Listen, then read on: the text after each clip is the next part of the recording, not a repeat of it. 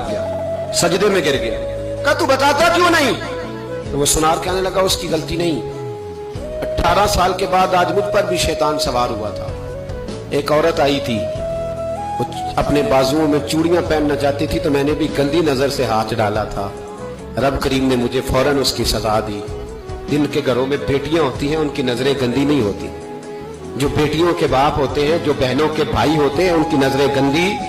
और अगर तू टेलीफोन करता है, तू किसी औरत के साथ ताल्लुक रखता है, तो ये बात लिख ले, इमाम फखरुद्दीन राजी 1, अल्लामा इस्माइल हक्की 2, मुल्ला जलालुद्दीन रूमी 3, इमाम खाजन 4, इमाम जलालुद्दीन सुयूती 5 हदीस के उस्ताद और मुहद्दिस लिखते हैं कि अगर तू किसी पर गंदी नजर डालेगा तो तेरा घर बच सकता, याद रख, नहीं बचेगा। इसलिए कि तेरी नजर किसी की बेटी को बेटी समझ, ताकि तेरी बच्ची का पर्दा कायम रहे।